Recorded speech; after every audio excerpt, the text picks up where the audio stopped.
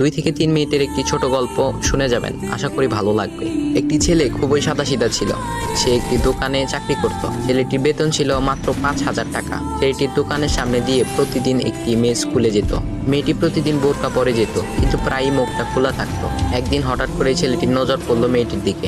এভাবে বেশ কয়েকদিন যাবার পর মেয়েটি বুঝতে পারলো ছেলেটি তাকে লক্ষ্য করে। মেয়েটিও বাঁকা চোখে ছেলেটির দিকে তাকাতে শুরু করলো। ছেলেটি মেয়ের চলাফেরা দেখে মুগ্ধ হলো।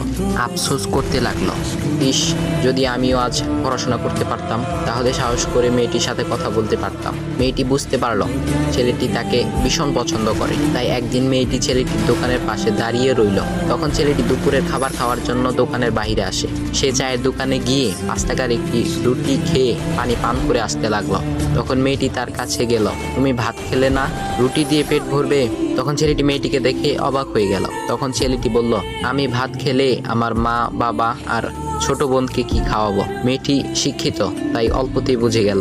সে হাত ধরে বলতে লাগলো, তাহলে তুমি যে আমাকে পছন্দ করো, আমাকে কি খাওয়াবে? তখন ছেলেটি বলল, আমি তো তোমাকে আপন করে পাওয়ার জন্য দেখি না, কারণ সে যোগ্যতা আমার নেই। তবে এটা সত্যি যে তোমাকে দেখলে আমার খুব ভালো লাগে, তাই দেখি। মেয়েটি ছেলেটির কথা শুনে চোখের পানি ধরে রাখতে পারলো না। সে বুঝে গেল ছেলেটির চরিত্র ও ভাবনা অনেক সুন্দর। সেদিন মেয়েটি চলে গেল। বাসায় গিয়ে রাত্রিবেলা মেয়েটি অসুস্থ হয়ে পড়ল। পরে তাকে ডাক্তারের কাছে নিয়ে আসা হলো।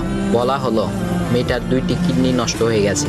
তখন মেয়ের বাবা ফোন করলো তার বন্ধুর ছেলেকে, যার সাথে বিয়ে দেওয়ার জন্য সে পাগল। কিন্তু মেয়েটি তার বাবার পছন্দের ছেলেকে বিয়ে করতে রাজি না, কারণ সে ছেলেটি টাকা থাকলেও কি হবে, তার চরিত্র খারাপ, সে লোভী।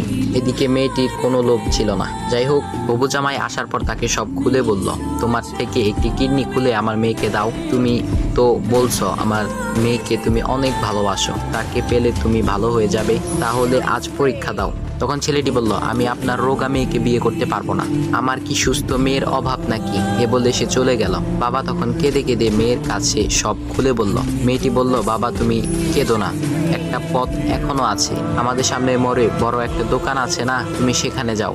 সেখানে যে তাইয়ুব নামের একটা ছেলে আছে, তাকে নিয়ে আসো, আমার কথা বলো। তখন মেয়েটির বাবা ছেলেটিকে নিয়ে আসলো।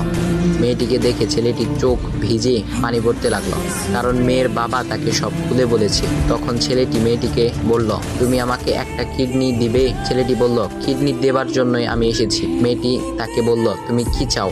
ছেলেটি বলল, তুমি সুস্থ হয়ে আমার দোকানের সামনে দিয়ে যাবে, আর দূর থেকে আমি তাকিয়ে দেখব, এই অনুমতিটুকু চাই। কথা শুনে মেয়েটিও ও তার বাবা তাদের চোখের পানি ধরে রাখতে পারলো না। অবশেষে মেয়েটি বিছানা থেকে উঠে ছেলেটির 2 পা জড়িয়ে ধরে বলল, এ জীবনে তোমার